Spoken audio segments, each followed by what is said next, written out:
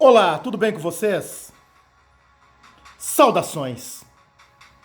A conquista e a colonização da América Espanhola. Os países que compõem a América Latina e não a América Portuguesa, que é o Brasil. Os países da América do Sul, Central e o próprio México. A conquista do Império Azteca e a conquista do Império Inca. Povos incríveis, civilizações inteiras que foram decapitadas pelas mãos humanas.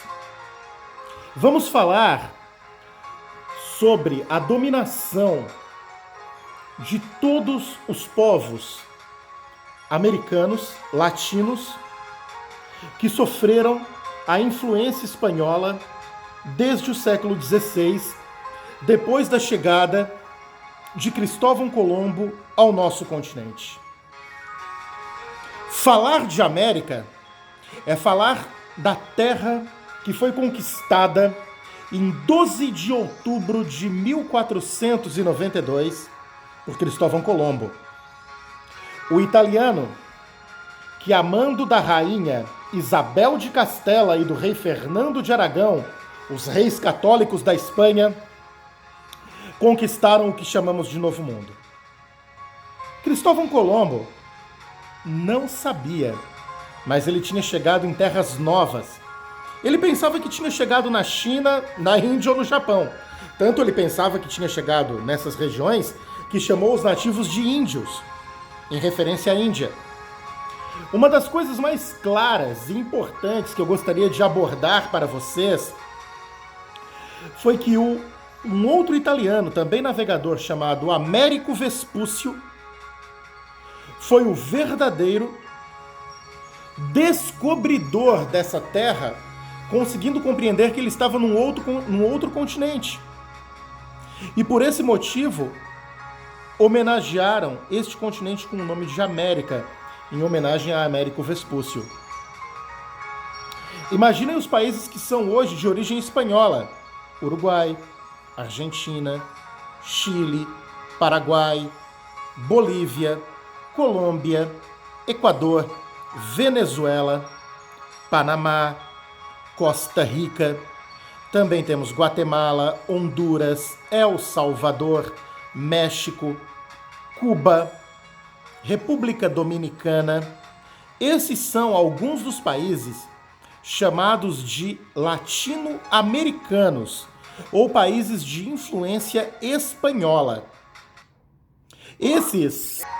Esses são povos que têm origem indígena, origem africana e também origem espanhola. Os brancos nascidos na América Espanhola, de origem espanhola, ricos, eram chamados de crioulos. Em espanhol, significam os habitantes que nasceram na colônia. Este é o ponto importante. Os nobres e ricos espanhóis eram chamados de capetones. E um detalhe: os brancos espanhóis dizimaram, mataram milhões de índios em todo o continente.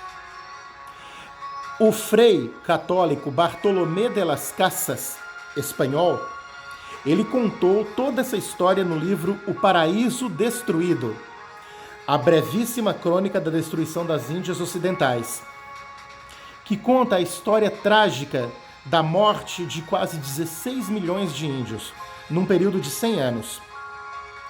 As torturas que os brancos espanhóis fizeram contra os indígenas, de maneira brutal, de maneira cruel e inaceitável.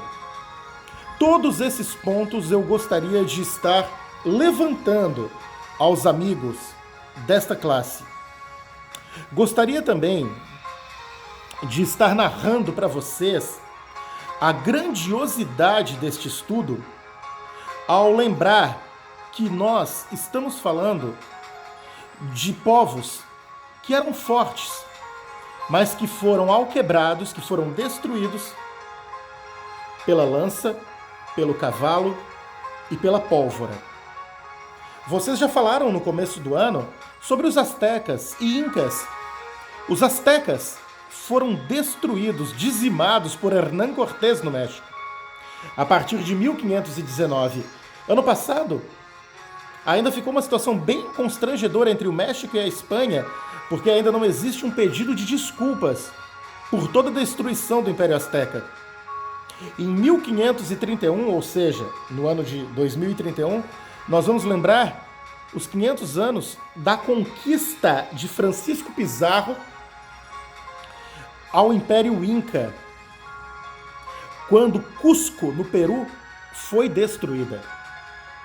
Imaginem que levaram séculos para encontrar Machu Picchu, por exemplo, que é uma cidade sagrada e perdida dos Incas, no Peru.